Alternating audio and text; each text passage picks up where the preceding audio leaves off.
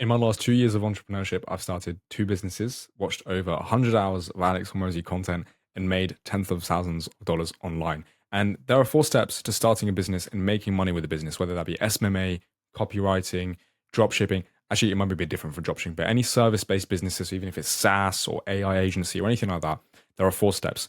And you'll know how to build a business from scratch if you haven't built one already, but you'll also figure out how to scale your business and what's potentially been holding you back from understanding if you've done these 4 steps correctly. So these 4 steps, I generally believe, are everything you need.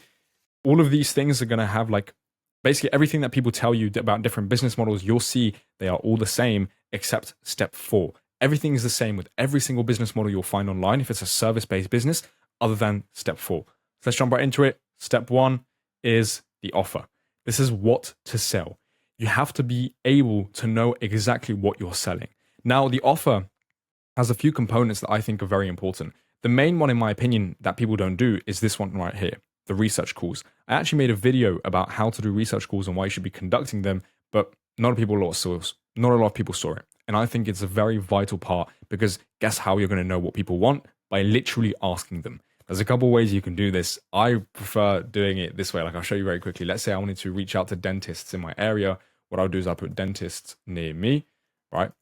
Oh, you guys are going to know where I live, boo-hoo. You put dentists near me, and then what you do is you call them pretending to be a university student or pretending to be someone who's getting into business and is new in business, and you ask them 2 questions. By the way, you want to sound very, very shy and very nervous. And usually what I would say, especially if this is a local business, is something like, oh, well, I live in the area and I'm a university student. I really want to start my own dental practice one day.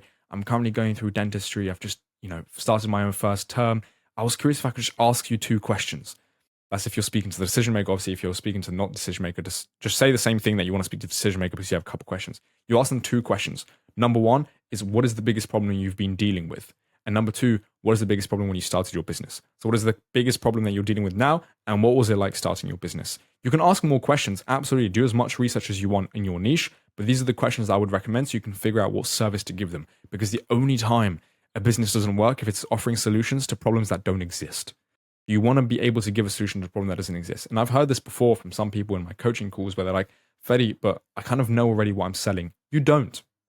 If you knew exactly what you were selling, which is just lead generation for local businesses, then brother, you would be a lot more successful than you were. Oh, just copywriting for fitness. Copywriting for fitness means nothing. Exactly what they want is what you are selling them. So the first thing you have to decide is your niche. If you don't know what niche you're going to sell to, then you can't even do research calls, right? And you have to write out your offer after doing the research calls. If you can't do calls, I understand there's some niches you can't necessarily do calls. I would immerse yourself as much as possible. I couldn't do that many calls for the dentist near me. So guess what? I joined this. This is a dentistry newsletter. Every single month I would receive a newsletter and I would read it. I'd read all of them, even if I had nothing to do with it. It had nothing to do with my business, but it had something to do with my niche. And as long as I know my niche, I'm happy, right? So that was the main thing. Next, as I said, you want to write out your offer based on the research that you found. I'll give you a couple examples, right? Let's say in your niche, they tell you they don't need more clients. They need a very specific type of client. So now when you write out your offer, you're not just saying, I'll get you more clients or get you more appointments. You'll say a very specific kind of appointment, a very specific kind of client, and you'll use their language, which when you do the second step, I'll tell you about, it makes it so much more effective. So this is the first part, offer creation. Every single business, copywriting, AI agency, anything like that, you are always going to have an offer, which is what to sell. Step 2 is how to sell it, part 1, right? How to sell it, part 1 is the outreach. So with the outreach, there are 3 steps, in my opinion. You create the script, which is based on your offer. There's a million ways for you guys to create script. I'm not here to make you a video about the best outreach script of 2024. There is no best outreach script of 2024. There are psychological principles that will help you to make better outreach messages. One of them being that you want to focus on the solution to that problem. You don't want to talk about yourself. You want to simply focus on the solution. The second one is making it relevant to their problems, not relevant to your solution. That sounds a bit controversial compared to the first one, right? But what I'm saying is, if you're not mentioning their problems and how you solve their problems, they don't care. So you want to focus on their problem and you focus on the solution. Yourself as the solution, not yourself as some like savior that's come from God, right? Astaghfirullah. The next step you want to do is lead source. This is really easy. I don't know why people find this so hard. Lead sourcing is really easy. I hear people say, but like influencers and things like that. Like, as a little tip for you guys that want to work with influencers or like work with higher end people, look at people you know, then look at your friends and who they might know, Then look at your ideal client, which might be an influencer. Like that is the circle you want to follow. This is exactly from what Alex Hormozi is mentioning, like 3 hour podcasts, and I've just summarized it for you in 20 seconds, right? Start with the people you know, then go out to the people that they know, then go out to the influencers and things like that, right? So that's how you want to kind of do it. Lead sourcing, again, is incredibly simple. If you guys are stuck on the outreach part, I've made a cold calling guide. It's like 30 minutes long. You guys can watch it on YouTube. I'll try and put the video somewhere in the description or here. But it's very simple. You create the script based on your offer. You find the source, the leads, right? Which is going to be based on your niche. And then you simply outreach to them. This is where most of you guys are stuck. This is where you are stuck. You are not doing the outreach. You might say, oh, I'm thinking of switching niches because you haven't done enough outreach to switch niches. You haven't done enough research calls to switch niches. You don't know why you're not, the reason you're not switching, the reason you want to switch niches is because your offer is shit. If your offer was good, then your niche would be like, yes, please give it to me. It's not an issue with your niche, it's an issue of your offer. Your offer does not resonate. This is where 99% of problems lie in businesses. It's just hard to admit because we think once we write an offer, we've got it all figured out. But guess what? Have you taken the correct steps to try and understand your customers? I've done over 70 research calls for my coaching business, over 70 research calls. That could have been sales calls, but I focused on getting research done. Me, the most important part was understanding what people want and how they want it. And then when I write out my offer that I've got now, alhamdulillah, the outreach itself and everything that goes about it is a lot easier, it's a lot better. So everything around your outreach is going to be based on your offer, not based on your niche. Your niche is most of the time probably going to be fine. 99% of you don't have a problem with your niche. You have a problem with your outreach. Most of the time it's going to be that you're not doing enough outreach. And if you're not doing enough outreach, stage 3 or step 3 is going to be incredibly difficult for you.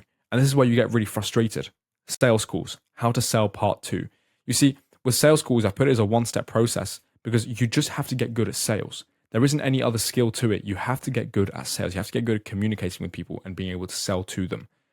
Your sales calls, that is your goal at the start of your business. In terms of inputs, is to do as much outreach as possible. In terms of the outputs that you get, it's not to sign clients, it's to have as many sales calls as possible. If you just take your business as a sales call business where your only focus is just for 1 year to get as many sales calls as possible, you'll find yourself succeeding very, very quickly afterwards. Because it's like your growth with sales is going to be exponential. As long as you have an offer that resonates with the market, right? Which is a very, very key aspect. If your offer resonates with the market, then you have a script and you outreach with that script and you keep outreaching, then you take sales calls. Not only are you going to be able to refine your offer and make it better and better because you're going to realize, oh, my offer is crap, right? But you'll also be able to just make more money in the long run because the more you get good at sales, the better you get in business, right? This is the whole thing I'm showing you is this equation that Charlie Morgan taught me, which is this. 10K per month is equals to sales plus discipline.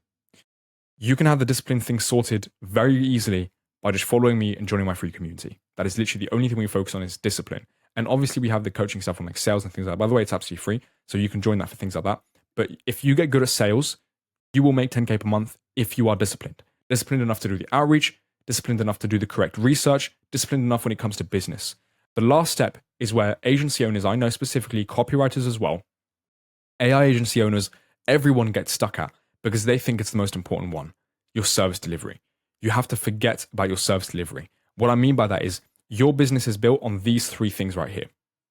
You will get good at your service delivery the more clients you sign. Let me say that to you again. The more clients you sign, the better your service. You cannot be good at your service unless you are working with clients. You can be better than most other people, but you will not be good unless you work with clients. You have to have real world experience, not in your courses. No course is going to help you become good at Facebook ads unless you know how to run Facebook ads and you've run Facebook ads. Do not try and outsource any of this. Focus on these 3 stages. This is your business. This right here is your business. You could give people the worst service ever, but if you keep taking sales calls, if you keep doing outreach, you will keep making money. People aren't going to stay very long, but you will keep making money. This is the biggest plot hole, or not plot hole, sorry. This is the biggest like hole in business that people face. Their service ends up being crap and they stop everything else. They're like, I need to focus just on my service delivery. I need to focus on just this one client. Don't. You're running a business here, right? Focus on that client, but do not stop those other things. Those other things are the lifeblood of your business. Your sales calls is the lifeblood of your business. If you stop taking sales calls, you are literally going to kill your business. You will have no business without any sales calls.